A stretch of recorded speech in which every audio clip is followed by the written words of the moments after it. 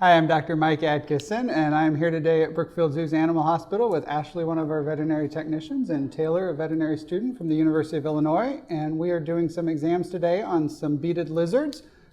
These are just well-being checkup exams that we're doing. These are young animals that were actually born here at Brookfield Zoo, and they are getting ready to move to another zoo. Being born here, they're in pretty wonderful condition right now. They're about a year old, so they're still what we would consider a juvenile for the species. These guys will get quite a bit larger as they continue to grow. So we're doing today what we call a pre-shipment exam, which is just to make sure the animal's in good health and ready to be transported to the other facility. We also have some Anthony's dart frogs today that we'll be doing the same thing with as far as a pre-shipment exam.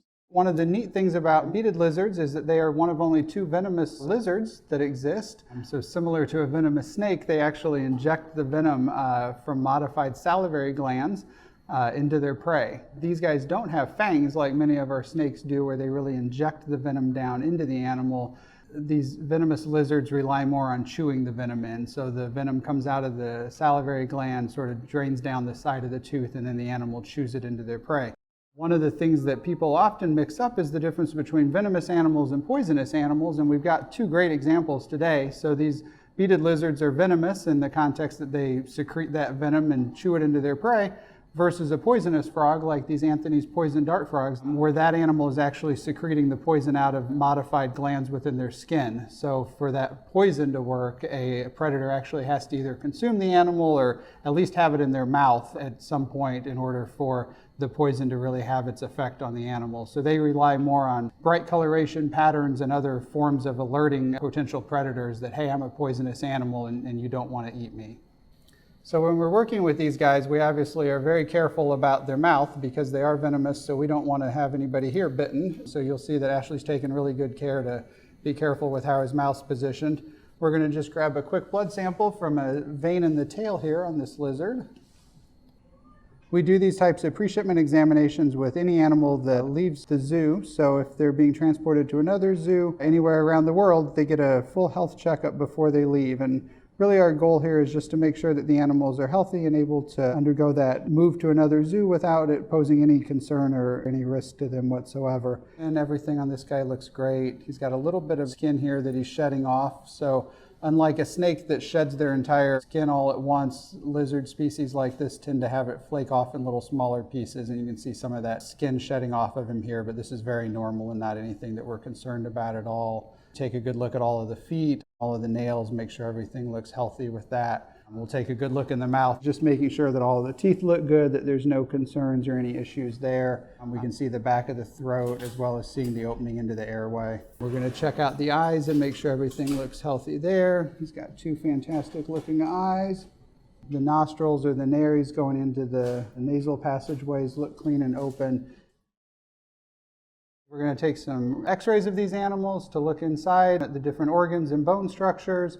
So what we're doing here is we're just getting this animal positioned for some x-rays. With animals like this, we have 2 options. One is we can put the animal under anesthesia and get really well positioned x-rays. And if we had a medical concern that we were really looking into something specific, that's what we'll usually do. In this case, because this is a young animal that we don't have any medical concerns with, we're choosing today to do this with the animal awake, and we're using the tape to just kind of gently restrain him here on the plate so that he doesn't scurry off the table on us.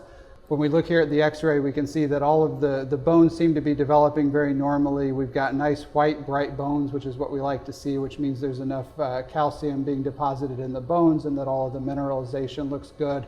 These beaded lizards are kind of hard for us to look at x-rays on sometimes from a diagnostic standpoint, because you can see the actual little beads within their scales, which is what they get their name from, can make it kind of difficult for us to discern the tissues that are underneath, because we've got this beaded pattern overlaying it. So if we had a big medical concern with this animal, we would probably pretty quickly be moving to more advanced imaging like a CT scan, where we can more easily see what's going on underneath the skin.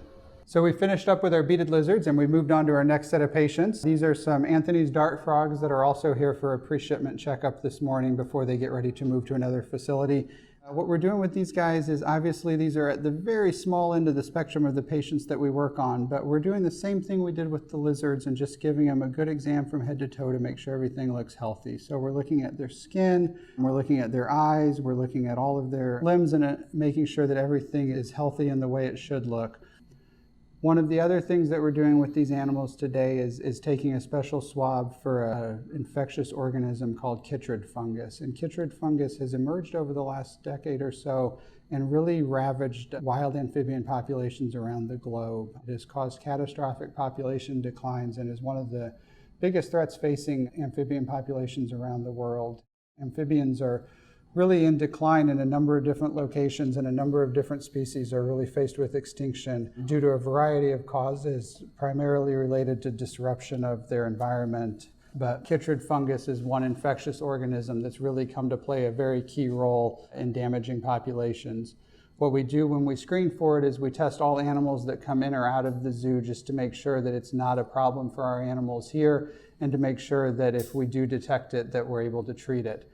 It can be fairly easily treated here at the zoo, but applying that into wild populations is really a major concern.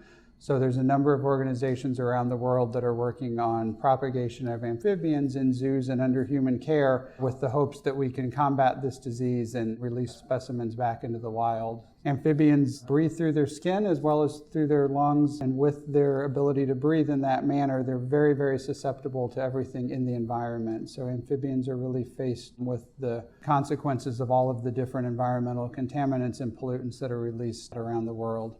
They're a major conservation focus for us here at Brookfield Zoo and a number of other partners around the world working very hard to save these species.